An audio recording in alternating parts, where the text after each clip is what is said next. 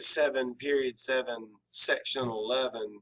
Today we're going to discuss World War II and specifically the war against the Germans and the Italians in the European theater.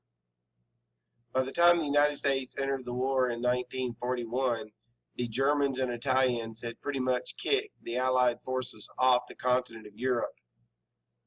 Both the French and the British armies were holed up on the island of Great Britain, and in order to win the war, the Allies, of course, are going to have to re-invade Europe.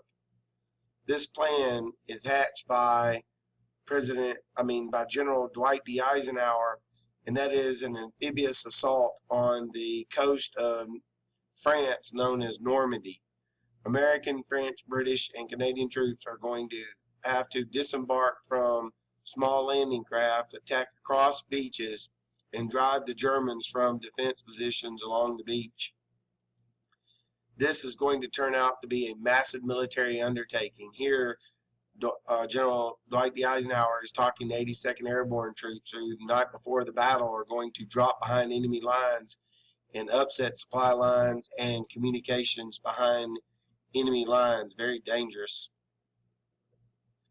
On June 6, 1944, a massive invasion of the coast of Normandy, France occurred. Here is an awesome picture showing the ships that were necessary to offload troops and supplies that were going to need to be, that were very important to push towards Berlin and force the Germans to surrender in World War II.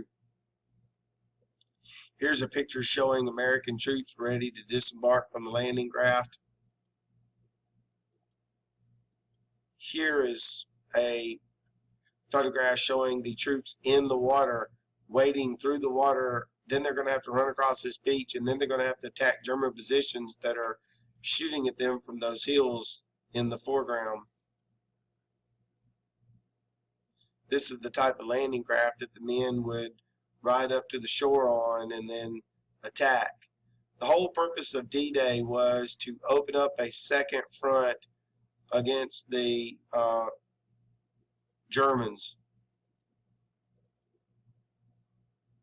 I'm going to watch a short video on D-Day.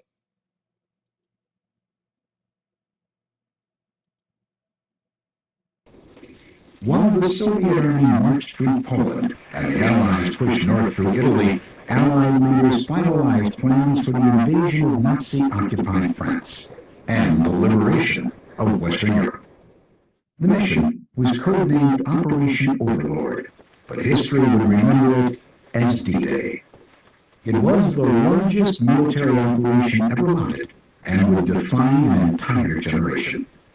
The Allies would mount a massive assault across the English Channel onto the Normandy coast. Over 176,000 troops and 5,000 ships prepared for the operation. On June 5, 1944, Allied troops mobilized. Warplanes departed from Britain, dropping paratroopers behind enemy lines. Allied bombers strafed the coastline. Battleships pummeled German defenses, while amphibious landing craft crossed the English Channel toward Normandy. At daybreak on June 6, 1944, D-Day, British, Canadian, and American soldiers fought their way ashore.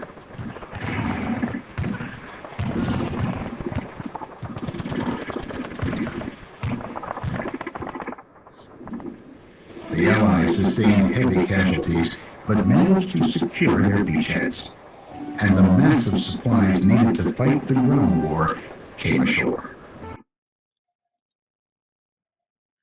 This is going to lead to an American, French, British invasion of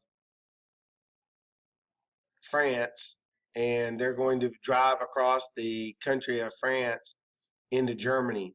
At the same time, the Russians were fighting from the east, and combined American and British armies were attacking from Italy from the south. This led to the fall of Berlin and the eventual surrender of the German Reich. This picture shows a Soviet soldier with his nation's flag standing on top of the Bundeswehr in Berlin.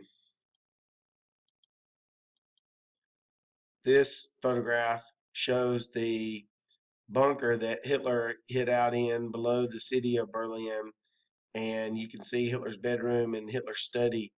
It's here that Hitler commits suicide on the night before uh, Russian, American, and British forces capture the city.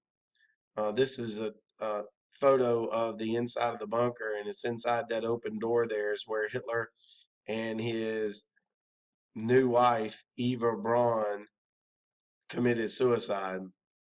Eva Braun was a companion that you see in a lot of Hitler's photographs throughout the war. He married her the night before the fall of Berlin and the surrender of the Germans. Hitler did not choose to do the surrender himself by committing suicide, so the duty fell upon the generals in charge of the armies. They're the ones that wound up having to surrender to the Americans, the French, and the British. This day became known as VE Day, or Victory in Europe.